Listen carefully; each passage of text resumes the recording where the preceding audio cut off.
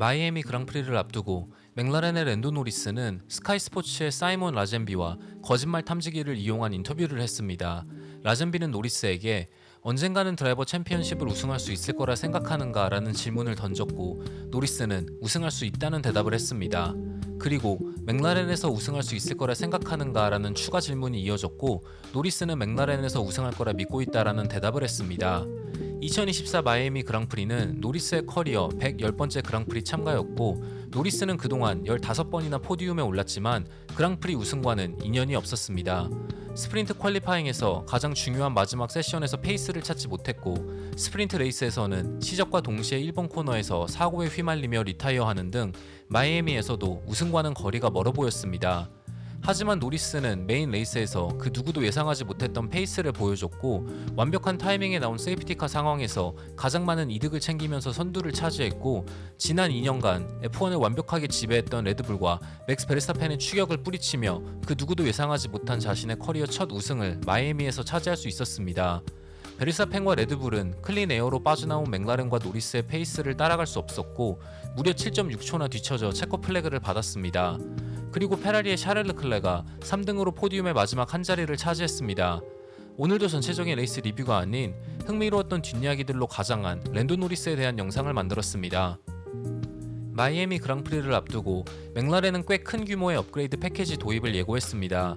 하지만 파츠가 넉넉하게 준비되지 않았기에 노리스가 모든 업그레이드 파츠를 먼저 적용받았고, 피아스트리는 전체 패키지의 50% 정도를 사용할 수 있었습니다. 맥라렌은 새로운 프런트윙과 전방 서스펜션, 브레이크 덕트와 윙렛, 플로어, 사이드포드 흡입구와 디자인, 엔진 커버, 후방 서스펜션, 후방 브레이크 덕트, 리어윙과 빔 윙을 도입했습니다. 하지만 노리스는 업그레이드의 성능은 나쁘지 않았지만 마이애미 인터내셔널 오토드롬의 특성상 업그레이드의 모든 성능을 보여주기에는 적합하지 않은 레이스가 될 것이다.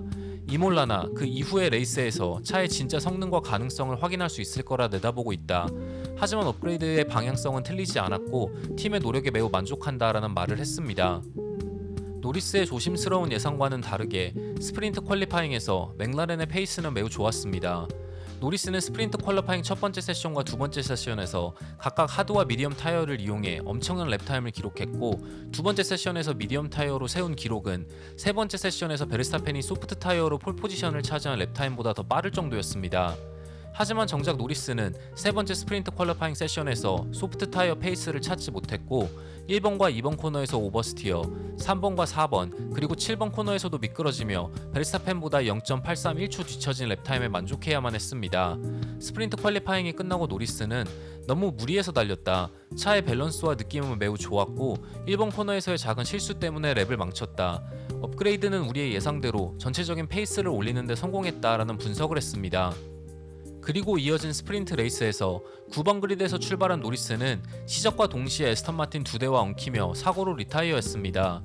12번 그리드에서 시작한 메르세데스의 루이스 해밀턴이 무리해서 1번 코너 안쪽을 파고들었고, 앞서 있던 에스턴 마틴의 페르난도 알론소를 추월하려 했지만 오른쪽 타이어를 락업하면서 알론소와 부딪혔고, 알론소는 자신의 바깥쪽에 있던 팀메이트인 랜스 스트롤과 충돌하며 스트롤이 바깥으로 밀렸고, 스트롤의 바깥에 있던 노리스가 스트롤과 충돌하며 리타이어하는 불운을 겪었습니다.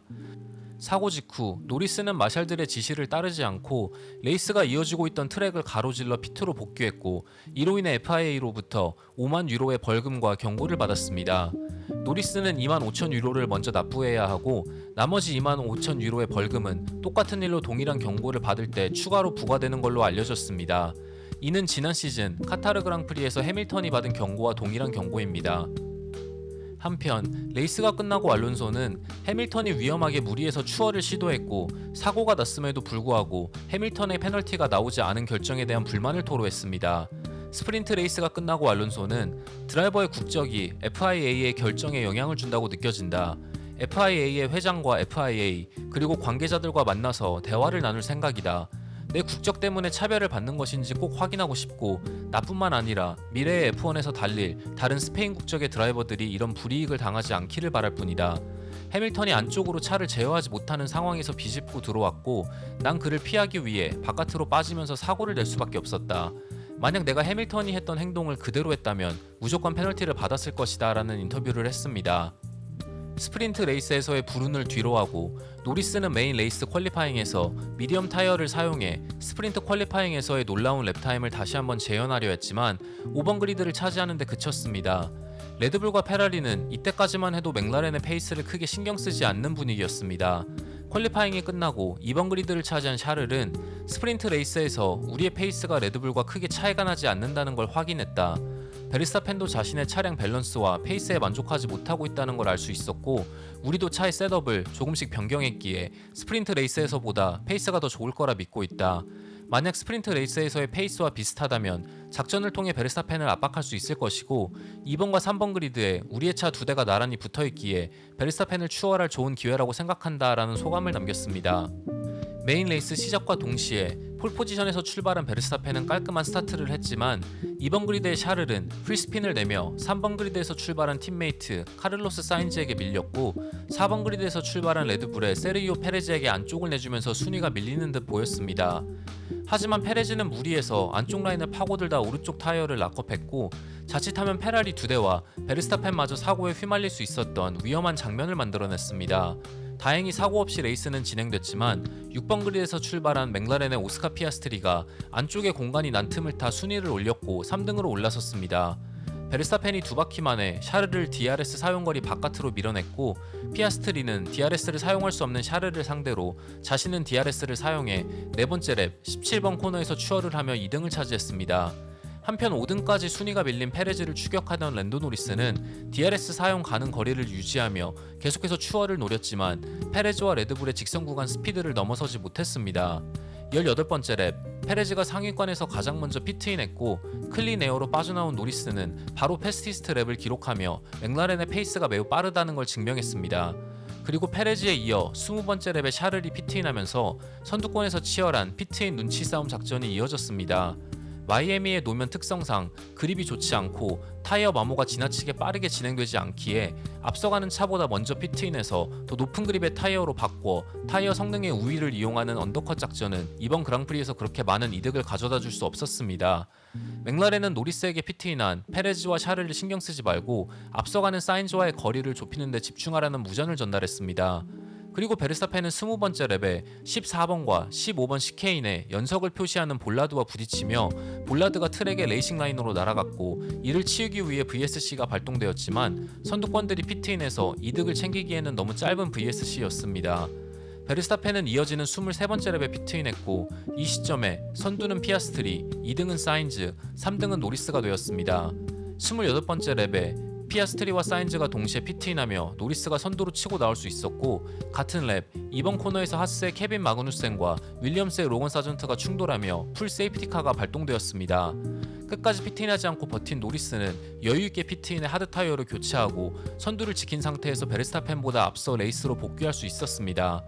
그리고 리스타트 상황에서 베르스타펜의 타이밍을 전혀 뺏지 못한 노리스는 1번 코너와 2번 코너에서 안쪽으로 추월을 노리는 베르스타펜을 상대로 수비해야 했지만 한번 고비를 넘긴 이후 손쉽게 베르스타펜을 DRS 사용 가능 거리 바깥으로 밀어내며 선두를 지킬 수 있었습니다. 베르스타펜보다 6바퀴나 덜 사용한 하드 타이어를 사용해 43번째 랩이 시작할 무렵 베르스타펜과의 거리를 3초 이상으로 벌린 노리스는 체커 플래그 5바퀴를 앞두고 차이를 6.1초로 늘렸고 마지막에는 7.6초 차이로 여유있게 자신의 커리어 첫 우승을 달성할 수 있었습니다. 레이스가 끝나고 노리스는 진짜 이제는 우승할 때가 됐다고 생각했다. 진짜 환상적인 레이스였고 이 순간을 굉장히 오랜 시간 기다렸다. 나뿐만 아니라 팀도 굉장히 좋아하고 있고 그들을 실망시키지 않아 정말 다행이다. 긴 하루였고 쉽지 않은 레이스였지만 드디어 우승을 했다. 하늘을 나는 기분이다. 금요일날 우리의 페이스가 꽤 빠르다는 걸 확인했지만 잔실수가 많아 좋은 결과를 내지 못했다. 하지만 오늘은 완벽한 작전을 통해 모든 퍼즐이 맞춰졌고 맥라렌에게 감사하고 엄마 아빠에게도 감사한다. 우리가 일궈낸 결과가 너무나 자랑스럽다. 많은 사람들이 내 실력을 의심했고 지난 5년간 많은 실수도 있었지만 오늘은 모든 걸 이겨낼 수 있었다. 난 맥라렌을 믿었기에 지금까지 남아있었다. 그리고 오늘 얻은 결과는 내 믿음이 틀리지 않았다는 걸 증명했다라는 소감을 남겼습니다. 2022년 처음 열린 마이애미 그랑프리와 지난 시즌 마이애미 그랑프리를 모두 우승했던 베르스타펜은 3년 연속 마이애미 그랑프리 우승에 실패했고 미국에서 열린 그랑프리 6연승 행진도 마이애미에서 멈추게 되었습니다. 레이스가 끝나고 베르스타펜은 우승할 때도 있고 우승하지 못할 때도 있다. 레이싱에서 흔히 일어나는 일이다. 오늘 레이스는 좀 까다로웠고 미디엄 타이어를 끼고 나왔을 때도 차의 밸런스가 별로 좋지 않다는 걸 바로 느꼈다. 2등과 차이를 벌리고 있는 것처럼 보였지만 우리가 예상했던 페이스가 아니었다. 피트스톱을 하고 맥라렌의 랩타임을 확인했을 때 그들이 진짜 빠르다는 걸 깨달았다. 하드 타이어로 바꾸고 나선 랜도의 페이스는 정말 좋았다. 하지만 부진한 레이스에서의 성적이 2등이라면 난 그걸로 만족한다. 랜도가 그랑프리 우승을 해서 정말 기쁘고 이번 우승이 그의 마지막 우승이 될 거라 생각하지 않는다. 오늘은 랜도가 우승할 만했다. 맥라렌의 업그레이드가 꽤 효과적이라는 걸 확인할 수 있었고 이제는 우리가 반격할 준비를 해야 한다라는 인터뷰를 했습니다. 그 누구도 예상하지 못했던 맥라렌의 페이스가 랜도 노리스의 커리어 첫 그랑프리 우승이라는 놀라운 결과로 이어졌고 클린 에어로 빠져나온 맥라렌과 노리스의 페이스는 레드불을 상대로 7초 이상의 거리를 벌리는 데 성공했습니다. 과연 레드불의 부진이 마이애미의 노면 온도와 낮은 그립 때문에 일어난 일시적인 현상인지 아니면 맥라렌의 업그레이드가 진짜 레드불을 위협할 만한 페이스를 만들어낸 것인지 다음 그랑프리가 열리는 이몰라에서 지켜봐야 할 것 같습니다. 노리스의 첫 우승 그리고 2021 시즌 이후 맥라렌의 첫 그랑프리 우승을 함께 지켜봐주신 시청자들에게 감사의 말씀을 드리며 이번 영상을 마치도록 하겠습니다. 시청해주셔서 정말 감사합니다.